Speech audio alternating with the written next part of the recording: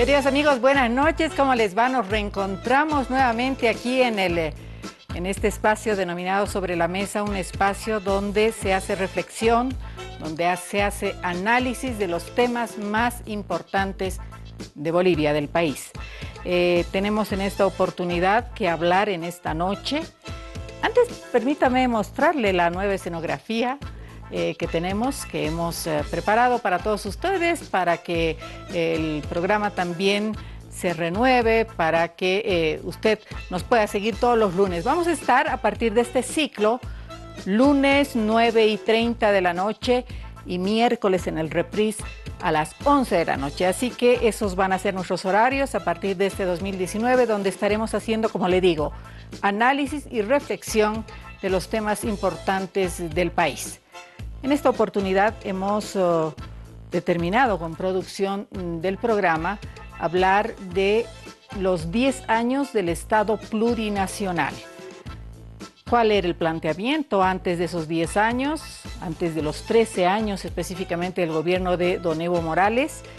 ¿Qué era, qué planteaba el país, qué le brindaba al boliviano? Un país difícil de gobernar, un país que tenía problemas en el ámbito económico, sobre todo, un país que no actualizaba sus derechos, los ciudadanos no participaban, no había esa inclusión para participar en todos los espacios políticos. En fin, esta era más o menos la tónica de lo que significaba Bolivia hace 13 años. El movimiento al socialismo planteó en aquella oportunidad el Estado plurinacional. ¿Qué significa esto? La descolonización, la lucha contra el racismo, la lucha contra la corrupción, evitar la manipulación que se daba, por ejemplo, en la Asamblea Legislativa, en ese momento denominada, por supuesto, el Congreso Nacional. Así que de estos temas importantes para todos nosotros vamos a hablar, porque son temas que inciden al final en la vida de los bolivianos, en el vivir bien. De esto vamos a estar hablando en los próximos minutos, así que en esta oportunidad, y como vamos en vivo ya todos los lunes, vamos a tener también una línea de WhatsApp para que usted nos escriba unas líneas, 2, 3 líneas sobre su comentario, sobre lo que piensa de este Estado plurinacional, sus luces, sus sombras, sus reclamos. Así que nosotros le damos la bienvenida. Gracias por sintonizarnos todos los lunes, en este caso, y muy contenta de comenzar este nuevo ciclo del 2019. Un cariñoso abrazo a todos ustedes y comenzamos de esta manera.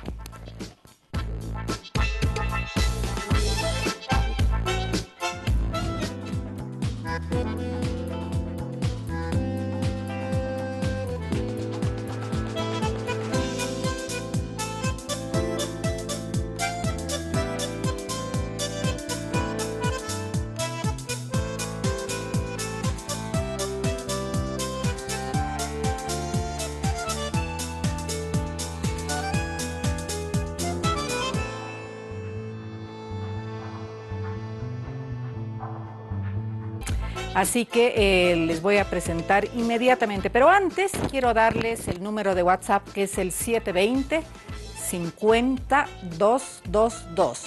720-50-222.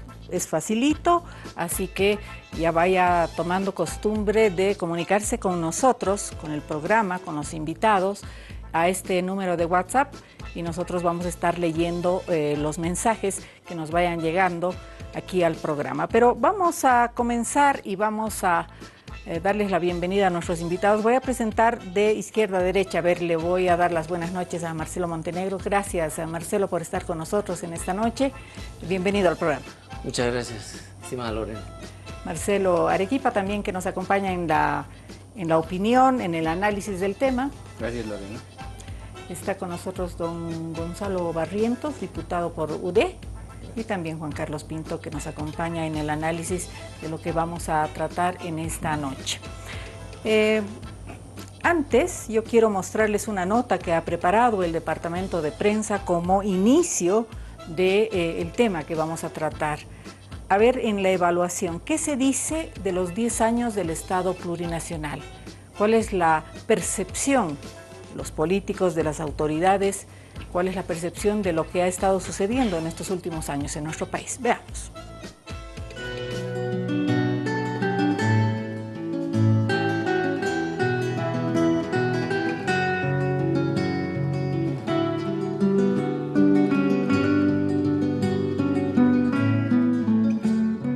El Estado Plurinacional de Bolivia conmemora la redacción y aprobación de la nueva Constitución Política del Estado de Bolivia, hecho que ocurrió en el año 2009. Otra razón para celebrar este día se atribuye a la posesión de Evo Morales Ayma como presidente de Bolivia en 2006.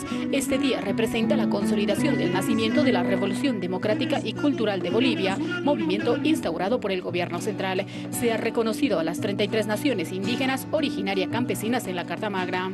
A la voluntad del pueblo boliviano de haber aprobado una nueva constitución, hemos dejado de ser una república para constituirse un estado plurinacional de reconocimiento de varios pueblos indígenas originarios cohesionados en un solo estado. En la presente gestión, además, las mujeres ocupan el 53.8% de las diputaciones y el 47.2% de las senaturías, en los dos casos a titulares en la Asamblea Legislativa Plurinacional, con lo cual Bolivia reafirma sus progresos en términos de participación política de las mujeres y es el referente mundial en esa materia. De hecho, la presidencia de la Cámara de Senadores recayó en Adriana Salvatierra, de 29 años de edad. Hoy día mismo estoy preocupado. De mi directiva prácticamente solamente hay 2 hombres, el resto es pura mujeres. Porque ustedes saben que las mujeres son mucho más rígidas, mucho más trabajadoras. Y es que Bolivia puso sus ojos en el mundo y el mundo puso sus ojos en Bolivia, porque es una referencia de estabilidad social, política y económica. Las propuestas bolivianas han sido tomadas en cuenta, por ejemplo, en organismos internacionales. Creo que hoy Bolivia tiene una mirada distinta, el hecho de que el Fondo Monetario Internacional, por ejemplo, que antiguamente era el que nos dictaba las recetas para aplicar aquí contra la gente, pues hoy reconozca y diga que Bolivia sigue siendo campeón en crecimiento en Sudamérica y subcampeón en Latinoamérica. Eso sin duda pues es una manifestación clara, contundente de cómo está ahora la imagen de Bolivia y qué imagen proyecta Bolivia hacia el mundo.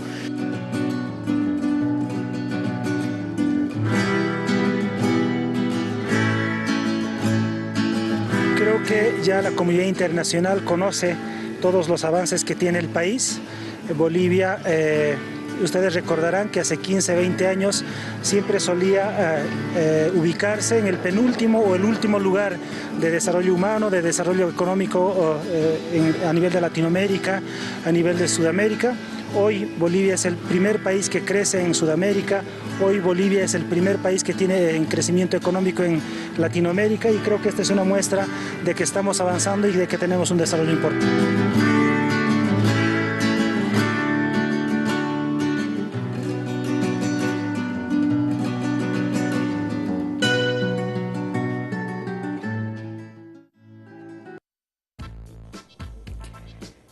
Diez años del Estado Plurinacional, 13 años del gobierno del presidente Evo Morales. Para analizar, para identificar las luces, las sombras, es este espacio entonces que hemos determinado en Sobre la Mesa para compartir con todos ustedes. Vamos a comenzar por Marcelo Montenegro, él es economista y nos va a graficar de alguna manera cómo era Bolivia antes de este espacio que le estoy mencionando, de estos 13, de estos 10 años del Estado Plurinacional, que se hablaba a la clase política. Muchos recordamos que de alguna manera siempre Bolivia como país, como Estado, vivía emergencias, prestándose inclusive dinero para pagar los aguinaldos. ¿Cómo no nos vamos a olvidar de esas angustias que hemos pasado los bolivianos en años anteriores, por supuesto, a este momento? Una clase política que solamente se pasaba el gobierno de ADN, MNR, MIR, volvía al ADN, después las alianzas unos con otros. Obviamente los bolivianos sí nos acordamos, sobre todo los que somos un poco más grandecitos. Marcelo, buenas noches, gracias por estar con nosotros. ¿Cómo era Bolivia y cuál ha sido la diferencia de cambiar del Estado republicano al Estado plurinacional? Lorena, muchas gracias.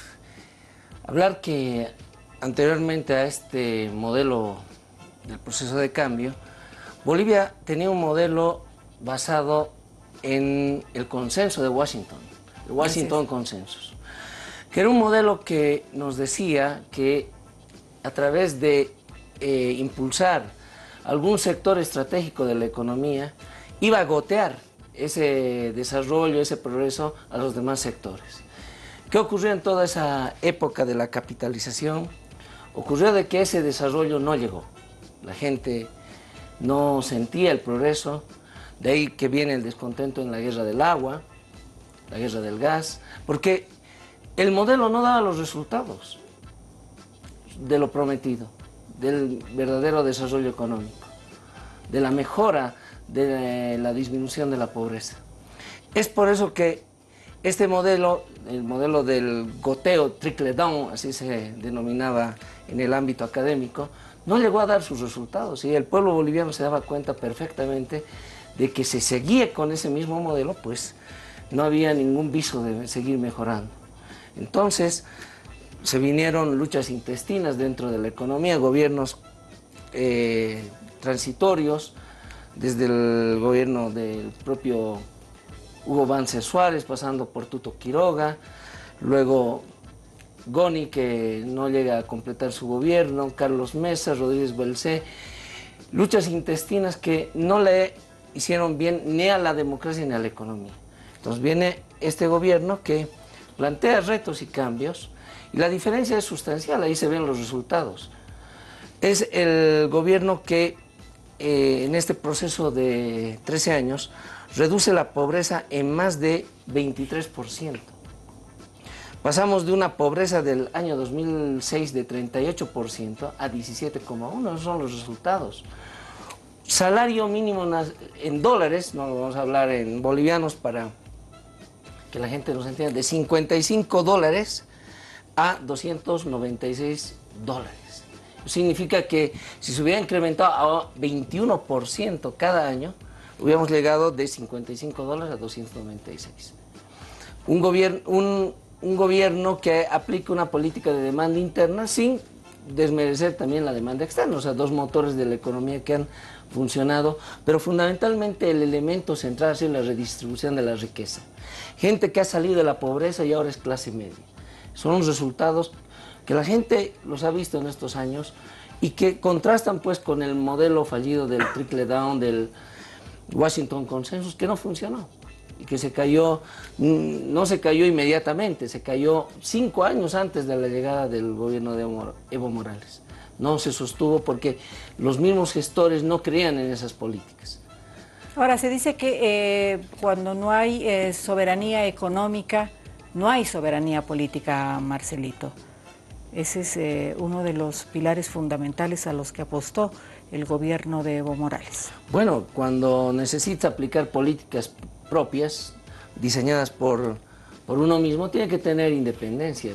Y si estabas condicionado por elementos como los stand-bys del Fondo Monetario, los acuerdos de los créditos concesionales, Banco Mundial, BID, entonces ahí está pues limitada tu radio de acción para implementar políticas.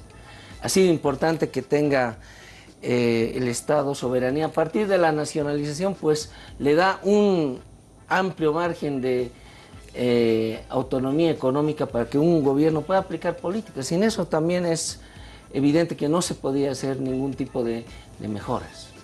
Hemos escuchado en voz del exministro de Economía, Luis Arce Catacora, contarle al país que la brecha entre ricos y pobres era de 128 veces. La brecha entre ricos y pobres ahora es de 43. ¿Qué nos puedes graficar de este dato que es muy importante porque, como tú decías, ahora la clase media se ha engrosado en el país y más gente vive mejor?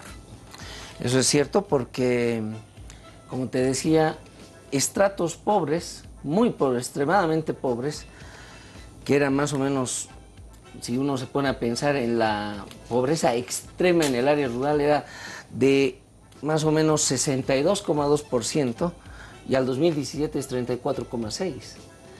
Ese es un reflejo de cuánta gente ha podido salir de una situación precaria y que ha mejorado su bienestar. Y esas brechas se han ido cerrando, porque un país con brechas y desigualdades tan grandes no puede surgir hacia adelante. Entonces la redistribución del ingreso ha sido un elemento fundamental para generar este tipo de resultados económicos que ha mejorado el bienestar de los bolivianos. No solamente de los más pobres, también ha habido auge en el sector empresarial. Los empresarios también se han beneficiado, los banqueros, también se han beneficiado el sector agropecuario, la construcción. Nunca se ha visto un boom de la construcción tan grande en el país como en esta última década. Bien, vamos a ir al ámbito político. Yo quisiera que Juan Carlos Pinto me grafique un poco cómo era Bolivia en el Estado republicano. Estamos hablando, obviamente, del 2005-2004, salíamos de la crisis del 2003. Desde el 85 hasta el 2003, cómo funcionó Bolivia, seguía con los condicionamientos que ponían otros países. Había una élite de bolivianos que manejaban empresas y que por supuesto traían empresas de afuera. Ellas eran las que básicamente se llevaban toda la riqueza del país. En el ámbito político, ¿cómo se ha cambiado esto, Juan Carlos? ¿Cuál es el análisis que tú haces en estos últimos 10 años del Estado plurinacional? Yo creo que para entender el cambio hay que utilizar esa metáfora de la memoria larga y la memoria corta. Es decir, no es solamente la memoria corta, los conflictos, las contradicciones del modelo neoliberal las que generaron esta transformación, sino una historia de contradicciones acumuladas en la historia de este país. Una historia larga que viene desde la colonia precisamente y que ha marcado justamente parte de las contradicciones que hoy todavía tenemos como país para generar este nuevo Estado. Y nos referimos al hecho de esa mirada colonial, esa mirada dependentista de los poderes del primer mundo, que han sido parte de una tradición de la clase dominante de este país.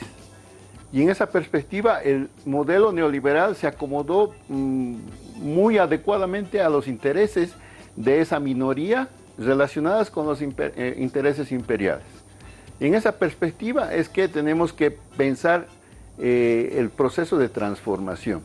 Es decir, el hecho del voto, el 2005, generó el encuentro entre esa memoria larga, la identidad, la diversidad, la plurinacionalidad y las contradicciones que nos confrontaban con el modelo neoliberal que había saqueado este país y que había generado justamente en los partidos políticos personajes que solamente habían organizado en sus cúpulas a los sectores dominantes en una nueva dimensión. Si antes eran militares, ahora eran votos los que se imponían a la mayoría para generar un mismo modelo de dependencia y de sometimiento.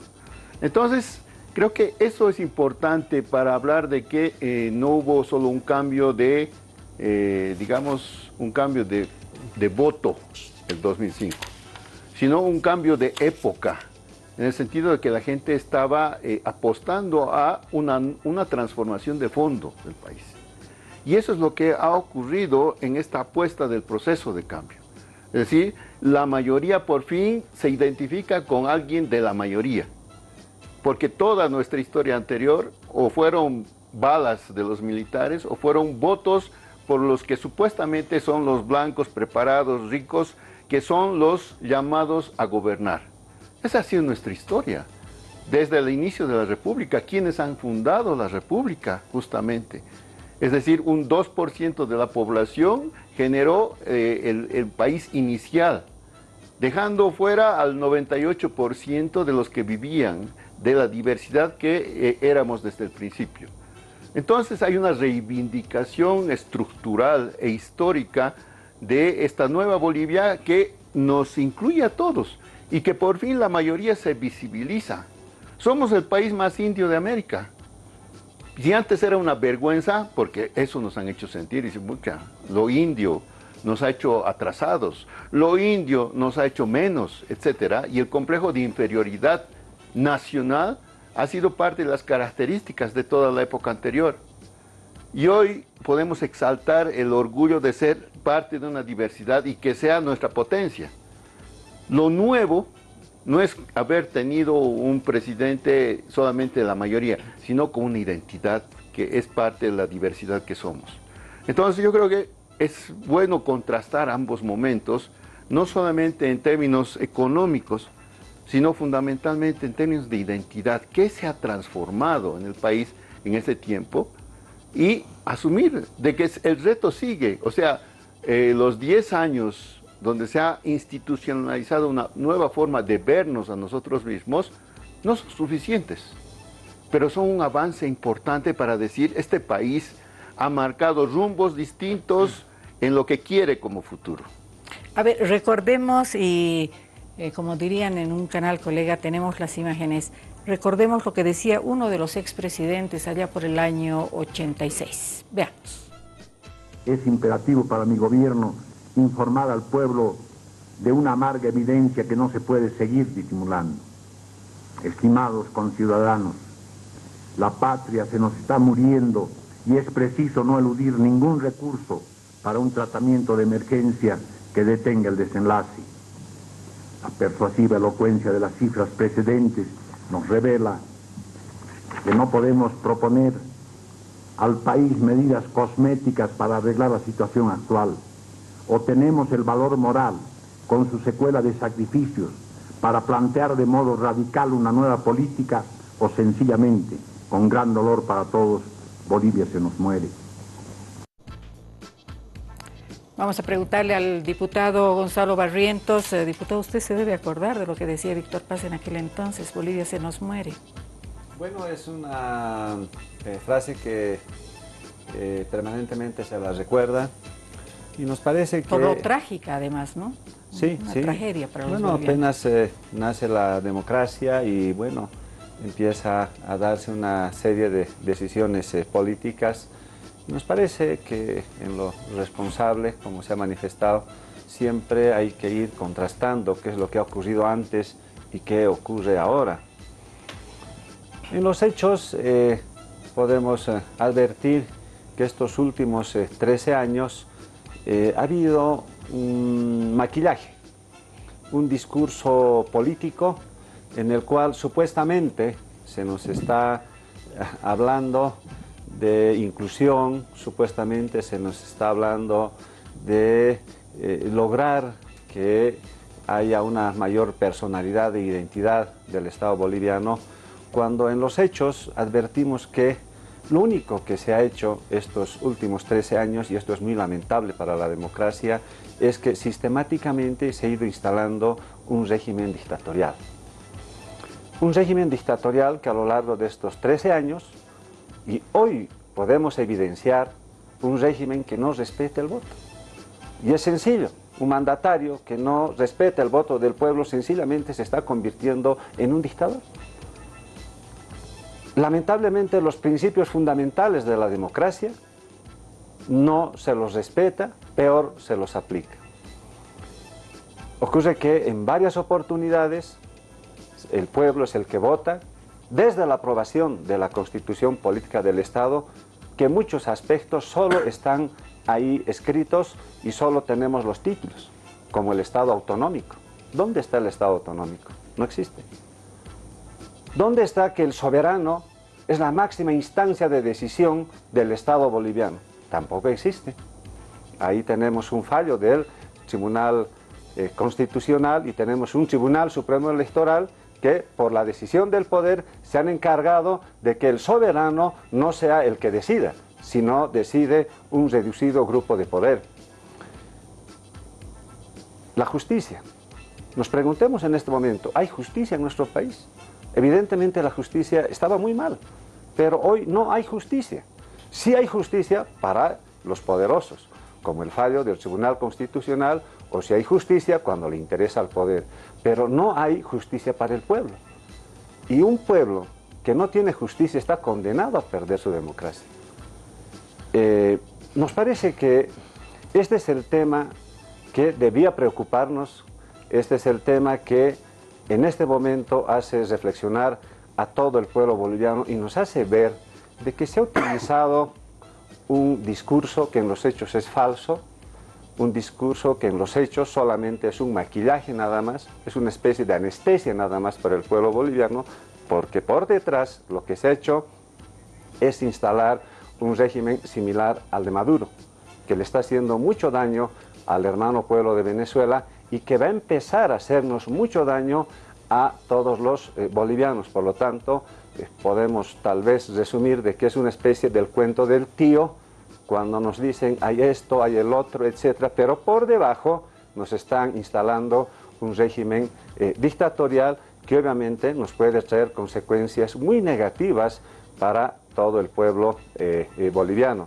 Son aproximadamente 36 años de recuperación de la democracia y estos hechos obviamente preocupan y estos hechos nos hacen ver que lamentablemente hay una visión autoritaria, hay una visión dictatorial a tal extremo que el poder lo tiene todo, desde las Fuerzas Armadas, desde la policía, desde los órganos del Estado, desde todas las instancias del Estado para seguir consolidando un régimen similar al de Venezuela. Nosotros consideramos que este es un camino incorrecto que se ha elegido y que obviamente es, por principio, siempre va a ser rechazado por la mayoría del pueblo boliviano. A ver, veremos qué dice Marcelo Arequipa.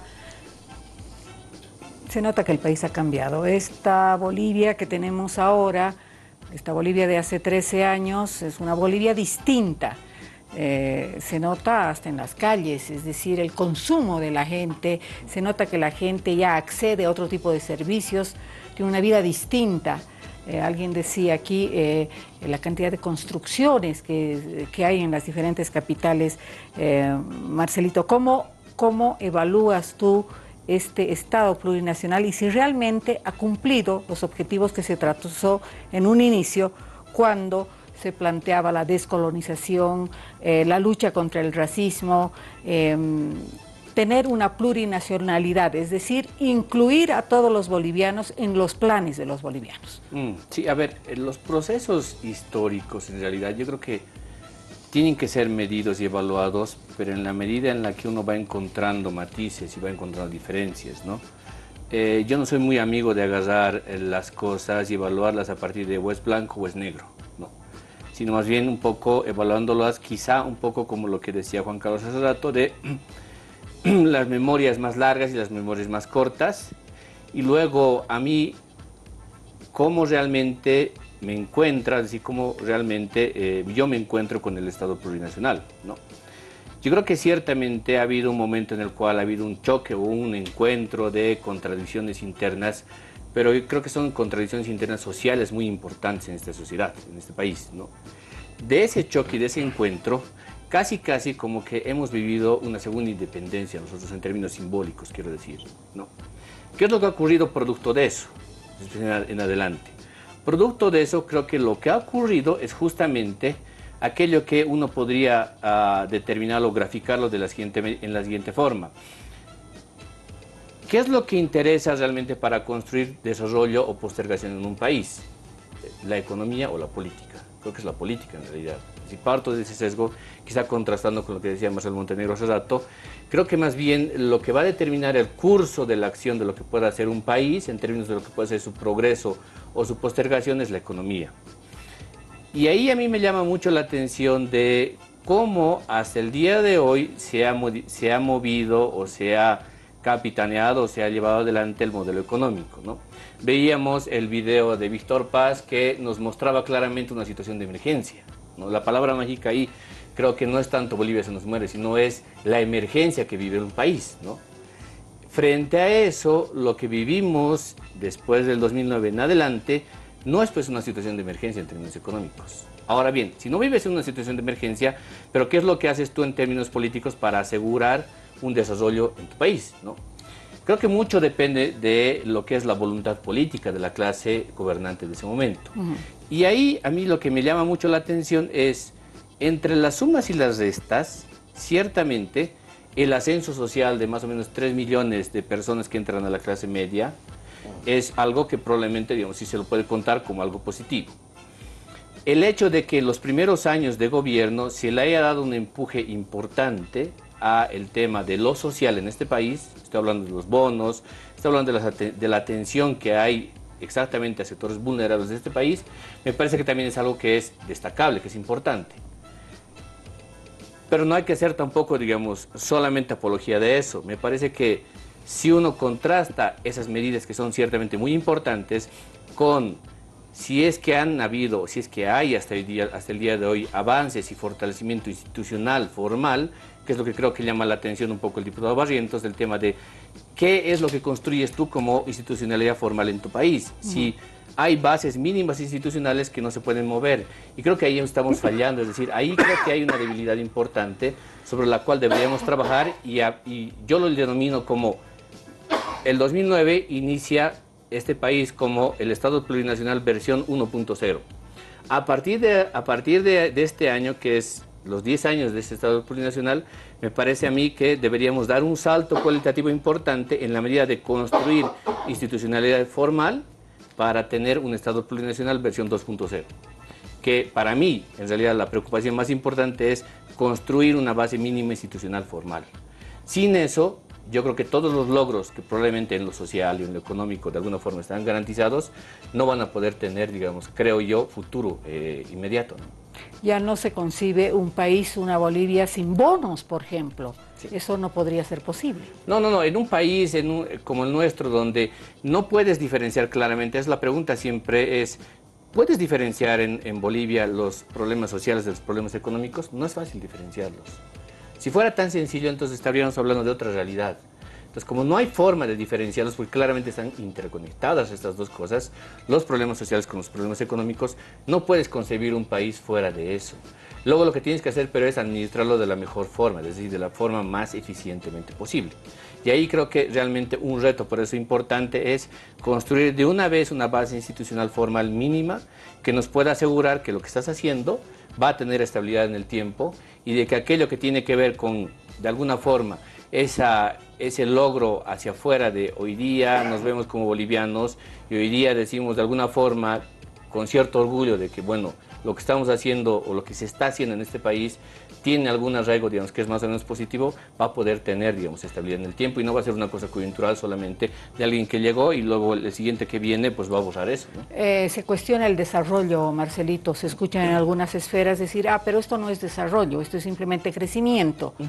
¿Cómo ubicarías este tema, cómo lo aclararías este tema cuando se habla de un verdadero desarrollo?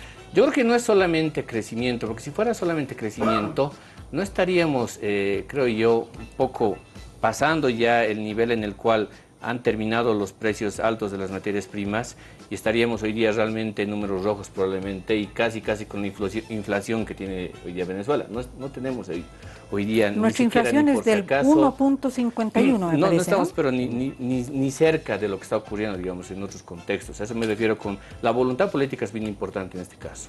Es muy importante porque nosotros no somos un país que se maneja necesariamente por el tema del criterio programático, es decir, la fórmula de la sigla, sino es más bien, somos un país que predominantemente más nos manejamos por quiénes son los políticos que gobiernan este país. Y eso creo que es bien importante para luego entender cómo va, cuál es el curso que va a tener este país en el futuro en realidad. Bien, WhatsApp, le recomiendo que se comunique con nosotros, 720-50-222 es el WhatsApp, así que sus comentarios podemos tenerlos en esta comunicación para que luego al final ya del programa yo lea y ustedes puedan, y aquí nuestros analistas, nuestros invitados puedan también de alguna manera responder a los cuestionamientos que se hacen vía WhatsApp. Pausa.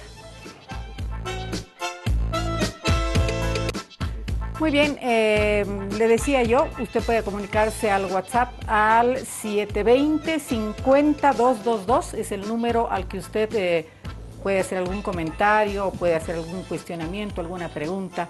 Estamos hablando sobre los 10 años del Estado Plurinacional, los 13 años del gobierno del presidente Evo Morales, que ha cambiado, por dónde debe seguir el país, hay desarrollo verdadero. Marcelo Montenegro. la gente tiene mucho temor del tema económico. De alguna manera se podría vislumbrar en algún momento algún cambio. Pero el tema económico es, creo, la fortaleza de este gobierno, porque a través de ello se han conseguido implementar varias políticas, construcción de carreteras, diseñar planes como el tren bioceánico o proyectos de esa gran envergadura. ¿Qué me dices? Bueno, un elemento característico de este gobierno es la estabilidad macroeconómica. La certidumbre que los agentes económicos tengan sobre el manejo de la economía. Cuando tú le toques el bolsillo a la gente se enoja, no le gusta, sean ricos, pobres. Y en la medida que se ha establecido un manejo macroeconómico adecuado, del que todos han disfrutado, opositores, afines al gobierno, ha sido uno de los periodos que en la historia macroeconómica más largo de estabilidad económica, inflación controlada, crecimiento sostenido, PIB per cápita más alto, redistribución del ingreso, donde han estado favorecidos los trabajadores también. Han sido elementos que han, sin duda alguna, caracterizado y obviamente, si se piensa que se van a hacer cambios abruptos, drásticos, como que se van a quitar esas transferencias condicionadas, pues la gente dice, ¿a dónde vamos a ir? Entonces, son elementos que ya no es típicamente una cosa de este gobierno, es un patrimonio de los bolivianos, la estabilidad macroeconómica. El proceso que sufrió el país el año 85 con el 21060 no fue sencillamente un logro de los políticos de ese momento, fue el pueblo boliviano que soportó ese tipo de medidas draconianas, 30.000 mineros despedidos. La relocalización. La relocalización. La abolición de varios empleos, varias décadas de estancamiento. El año 99 una profunda crisis donde nos golpea el efecto Samba, el efecto de la crisis asiática. No sabíamos cómo salir de eso. Hemos tenido grandes periodos de incertidumbre y una década de estabilidad macro. Crisis financiera del año 2009, antes decían que cuando Bolivia o cuando Estados Unidos se resfriaba, a nosotros nos daba neumonía. Y el 2009 Bolivia fue una de las economías que no fue afectada por la crisis financiera internacional. ¿A qué se debió eso? Los booms de los precios. Ya el boom de los precios ya estaba el 2002, el 2003. El mismo presidente Mesa pudo haberlo aprovechado en ese momento, pero no lo hizo. Entonces, ¿a qué se debe a que haya habido estabilidad? Pues un manejo macroeconómico responsable, de forma tal que ha posibilitado que el pueblo boliviano, los agentes económicos tengan certidumbre. Lo importante es la certidumbre. Mucha gente habla y razona y a veces sin la solvencia necesaria, sin el argumento fuerte, decir, tenemos miedo de que nos pase lo que va a pasar con Venezuela, lo que está pasando con Venezuela. ¿Qué podría pasar a Bolivia en los próximos años con cambios o por dónde Bolivia debiera caminar económicamente? Bueno, hay diferencias sustanciales entre Bolivia y Venezuela. Venezuela es una economía no diversificada, produce tres cosas: petróleo, arepas y Miss Universo. Eso es lo que produce Venezuela. Bolivia es una economía más diversificada y que ha ido expandiendo muchos de sus sectores. El sector manufacturero, la construcción, la industria, la banca, el sector agropecuario, la minería. Y son sectores que están creciendo y que le han permitido a Bolivia tener una tasa de crecimiento la más alta de Sudamérica en estos 3 años consecutivos. Y una de las más altas del periodo de la década, 4,9, contra un 3,2 del 86-2005. Imagínate, con esa tasa de crecimiento de 3,2 entre el año 86 y el 2005, o más o menos de 3,5 en el periodo 1995-2005, alguien también debería haber dicho Bolivia va a terminar en el peor de los lugares. No, no es así. sin duda alguna ahora estamos en un momento bueno en el que es difícil pensar que tendría que haber un gran desorden monetario. Tenemos unas reservas por aproximadamente 8.000 millones. Cuando teníamos 1.000 millones, ¿quién diablos salía a decir, no, se va a caer Bolivia? Nadie. Argentina y Brasil están con problemas económicos complicados. Argentina sobre todo en una crisis con una inflación muy alta. Así y es. Brasil también está con problemas económicos. Se ha encarecido mucho la vida en el Brasil. Muchos analistas económicos tienen una mirada de que sí se debe devaluar el peso boliviano. ¿Qué me dices, Marcelo? Bueno, imagínate que tú qué harías con tu hijito si ves en una autopista viniendo los autos de ida y de vuelta a toda velocidad. ¿Le animarías a que haga un cambio, que cruce a la vereda del frente? Tal vez no. Eso es lo que está ocurriendo en los países vecinos. Las abruptas devaluaciones, porque la tasa de interés en Estados Unidos sube, los capitales salen. No es una devaluación generada por el ministro de Economía de Argentina o de Brasil.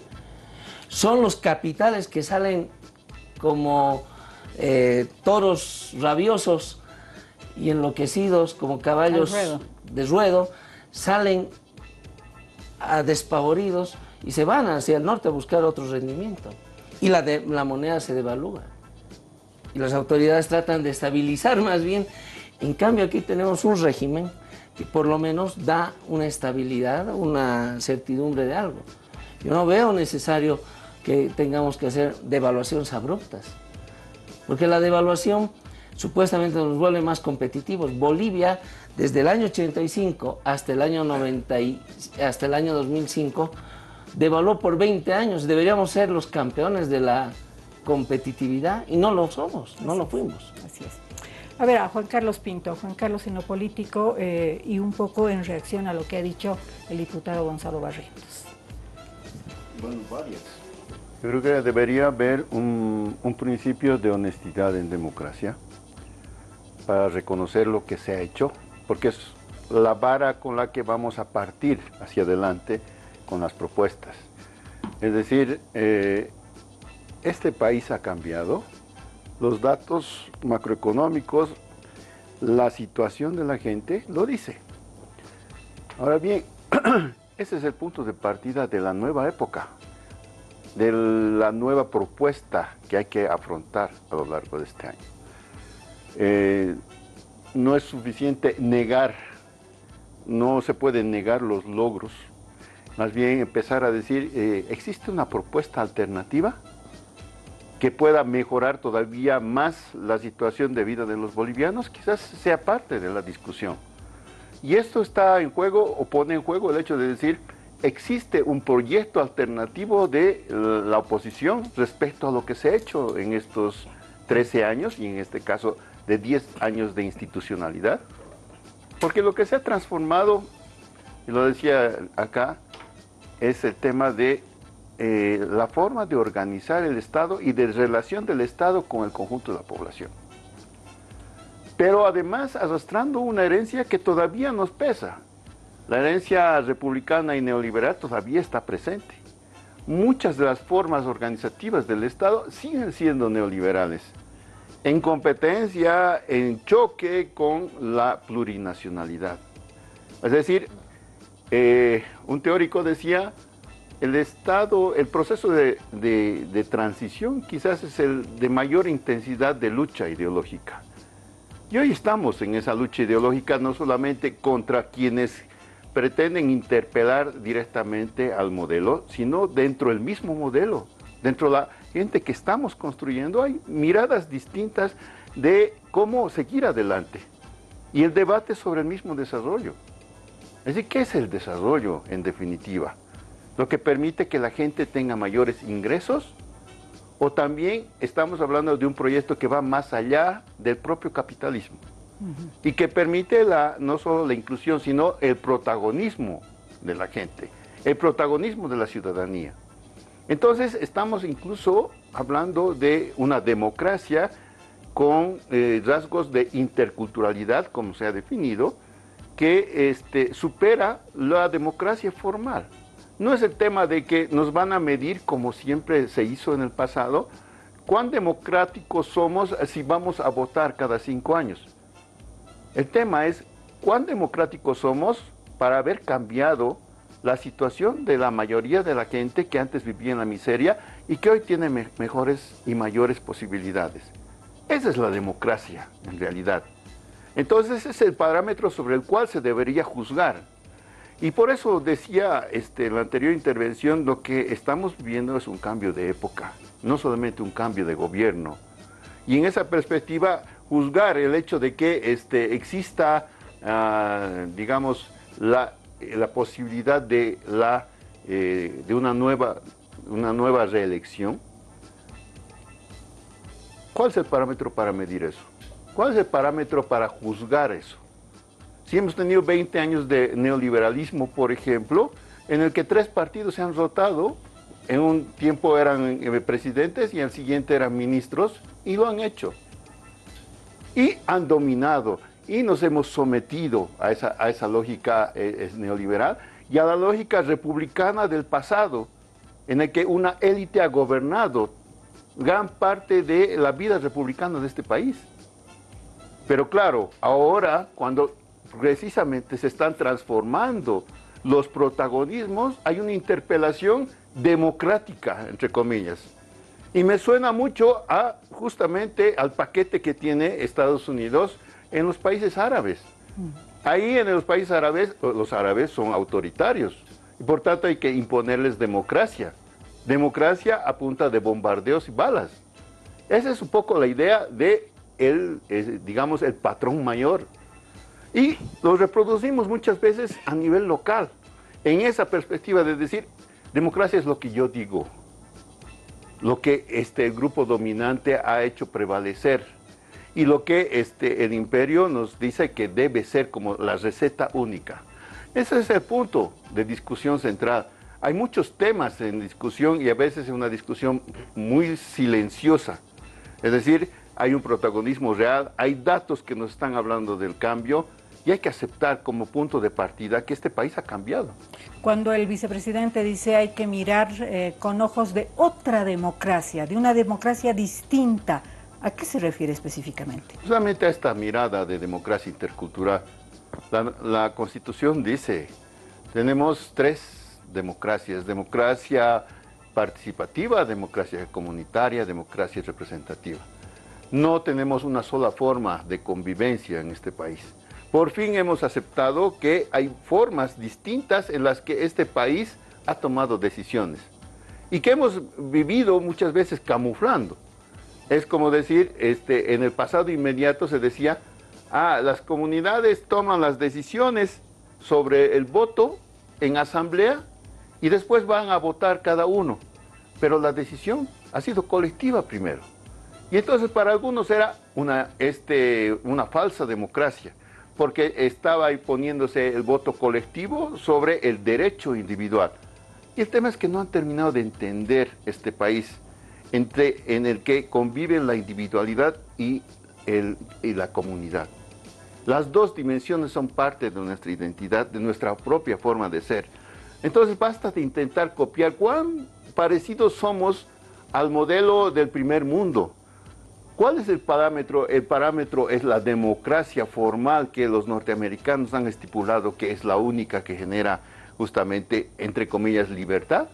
¿O nosotros seremos capaces de asumir de manera orgullosa que somos capaces de crear nuestra propia forma de convivencia?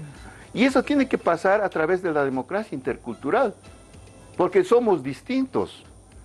Y el tema de tomar decisiones y que esas decisiones transformen la vida de la gente para mejor, creo que es el punto central de la democracia. A ver, diputado, usted lo veo que tiene varias cositas por apuntar. Democracia, nos cuenta Marcelo Montenegro que ha habido avance, hay en la macroeconomía una fortaleza y eso es hechura de este gobierno. ¿Cómo ve usted esta situación? Cuando hay muchos bolivianos, una masa inmensa de bolivianos que dice sí, que don Evo Morales se quede 5 años más. Bueno, los resultados nos dicen todo lo contrario. El 21 de febrero casi el 52% ha dicho Evo Morales no puede ser candidato, con datos oficiales del Tribunal Supremo Electoral. Y en este momento hay por lo menos un 75% de la población que rechaza que Evo Morales sea nuevamente candidato. ¿Qué nos está diciendo esto? Que incluso un gran porcentaje que votó por el sí se inclina por el respeto a las reglas de la democracia, vale decir, las decisiones de la mayoría. Y obviamente esta es la regla de oro de la democracia. No podemos aquí maquillarnos y decirnos que los interculturales y que etcétera, etcétera, el cuento del tío azul para someter y para doblegar al pueblo boliviano. Por eso es que aparecen este tipo de criterios donde nos marean la perdiz y al final lo que están haciendo es seguir fortaleciendo la instalación de un régimen para someter al pueblo boliviano. Ahora, en el tema económico, nos decía hace un momento, ¿por qué ese temor de que estemos igual que Venezuela? En este momento, por las decisiones que se han venido tomando en nuestro país, estamos igual que Venezuela. Y lo único que nos falta es solamente las consecuencias económicas. Que si sigue este camino negativo por el que ha decidido ir este régimen, los que vamos a pagar los platos rotos vamos a ser todos los bolivianos en general. Ahora, hacíamos una evaluación de lo que históricamente ha pasado en nuestro país y me permito solamente retroceder desde la recuperación de la democracia hasta la fecha. Y se cuestiona esa época de los 20 años donde había una especie de rotación, una especie de pasanacu en diferentes partidos, que se reedita ahora en un reducido grupo de poder cuando unos son senadores, otros son diputados, pues son dirigentes, concejales, embajadores, etc. O sea, aumentado y corregido esa rotación y ese manejo poderoso de una determinada élite. Se ha cuestionado la corrupción en estos 20 años. ¿Cómo está ahora la corrupción? Esta nos parece N veces más de lo que se criticaba antes, a tal extremo que ahora quien denuncia corrupción inmediatamente está siendo encarcelado o está siendo procesado. Ahora, hay un hecho histórico fundamental que guía y que decide el pueblo boliviano, que es la nacionalización de nuestros recursos naturales, la recuperación de nuestros recursos naturales para el pueblo boliviano, no para unos cuantos, como la señora Zapata o como algunos dirigentes en el Fondo Indígena, o para que nos construyamos un museo o nos construyamos un palacio imperial o nos estemos comprando colección de helicópteros o de aviones, sino que la recuperación de nuestros recursos naturales significa la recuperación de la identidad y de la personalidad del pueblo boliviano, para que estos recursos naturales nos dé la suficiente personalidad y el suficiente peso específico para que estos recursos naturales tengan que ser manejados en función a la visión que tenemos los bolivianos y no en función a fórmulas extranjeras. Pero, diputado, permítame, en este sentido, por ejemplo, usted dice los hidrocarburos, ahí tiene gas a domicilio para todos los bolivianos. Claro. Esa es una visión que habla de la colectividad y de cómo los recursos naturales pueden beneficiar al país en general. Exacto. Es lo que se decidió cuando se da el referéndum del gas para los bolivianos. Y cuando se aprueba la ley, ¿quién se sale de la Cámara de Diputados? ¿Acaso no fue Evo Morales con el MAS? Ellos se salieron de la aprobación de la decisión del pueblo boliviano. Desde ahí ya se ve cómo no se asume la decisión del soberano. Y hay que también ser honestos cuando Carlos Mesa le tiembla la mano y no promulga la ley de hidrocarburos, una ley en la que se crea el IDH. Es IDH que nos está dando muchos recursos económicos y que ahora lo utilizan de manera demagógica porque nos han tenido años y años diciéndonos que esto es obra y gracia de Evo Morales, cuando no es así. Cuando se apruebe la ley de hidrocarburos y a partir del 195 en la ley de hidrocarburos se establece la socialización del gas, lo que hablabas tú, Lorena, que haya agua caliente, que haya calefacción, que llegue a las cocinas de las viviendas, centros de asistencia social, centros médicos, centros educativos, que hasta el momento no se ha cumplido porque se asigna el 5% del IDH para esta socialización del gas, que lamentablemente no se ha cumplido esta meta. Entonces yo decía, esta recuperación de los recursos naturales que decide el pueblo boliviano incluso es traicionada por este régimen, porque en este momento vemos que lamentablemente habían habido sociedades anónimas y no se habían nacionalizado, como lo que ocurre con Entel y otras empresas. Entonces acá hay un simple maquillaje y todo es spot publicitario. Por eso decía hace un momento, todo es el cuento del tío. ¿Para qué? Para instalar un régimen dictatorial y someter al pueblo boliviano. Por lo tanto, nos parece que está claro ahora, obviamente, ¿qué tenemos que hacer hacia adelante? Y en algo me parece ser categórico. El MAS nos dice, pero ¿dónde está el proyecto? No, pues alguien que no respeta la democracia, alguien que está instalando un régimen dictatorial, no puede en ningún momento competir democráticamente con quienes tenemos una visión democrática. O sea, los menos indicados para hablar de proyecto democrático es el movimiento al socialismo, sencillamente porque están fuera de los límites de la Constitución. Por eso es que la prioridad que se tiene ahora es recuperar la democracia. Por lo tanto, nos parece que en ese tema hay que dividir aguas, sencillamente. Este régimen está fuera de los límites constitucionales, fuera de los límites democráticos y obviamente en su juego quieren aquí competir con la oposición respecto a los proyectos. Cuando retornen, cuando respeten el voto del pueblo, cuando respeten la democracia, cuando respeten a los límites de la democracia, seguramente podremos discutir propuestas. ¿Que las tenemos? Sí las tenemos todos los bolivianos. ¿Cómo no vamos a tener un proyecto, un programa de gobierno? ¿Cómo no lo vamos a tener? Pero lamentablemente la situación que tiene el país es muy diferente. Bien, Marcelo. A ver, yo creo que la base de la representación política en este país ha cambiado profundamente. Profundamente y tan profundamente que hoy día tenemos un candidato de oposición, candidato a vicepresidente, que es de origen quechua, hablando de Edwin Gutiérrez, del senador. Entonces, ha cambiado tan profundamente que hasta eso está ocurriendo realmente en nuestra sociedad, quiero decir, ¿no? Es decir, ya es una mezcla más importante ahí. Ahora, esa mezcla que tenemos hoy día de esa representación política que es más amplia, luego creo que ha sido invadida por un criterio informal de la política, es decir, bajo la idea de entender de que la construcción de las políticas públicas son de abajo hacia arriba, es decir, las decisiones son así y no son tanto de arriba hacia abajo. Este siglo es además característico de eso. Creo que hemos descuidado un poco el tema de lo formal otra vez, es decir, de la construcción formal de las decisiones, ¿no?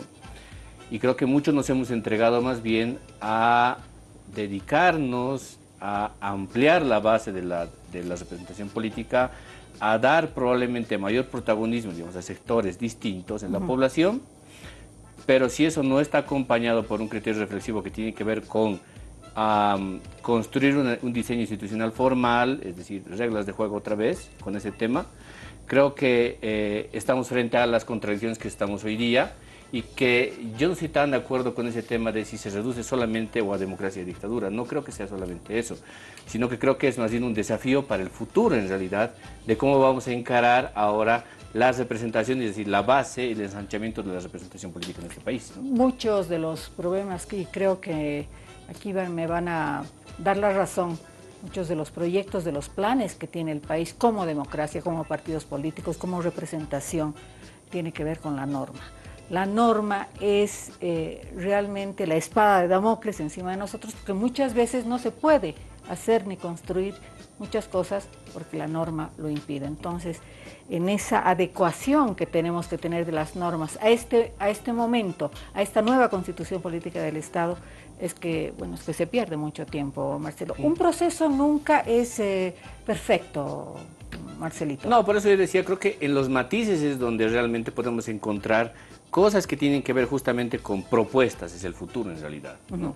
No es en los absolutos, ¿no? Es decir, no es partiendo de esa lógica de que todo está mal, entonces luego por tanto hay que volver a cambiar todo esto. No creo que pase por eso, es decir, no creo que las cosas sigan ese mismo curso, ¿no? Si hay algo que hay que aprender, creo que es justamente hacer un balance en realidad entre las cosas, esto es casi como una contabilidad entre el debe y el haber. Aquellas cosas que nos quedan todavía como respuestas creo que hay que trabajarlas. Y los desafíos que tenemos, ¿no? Hablaremos de los desafíos luego de la pausa. Vámonos a la pausa.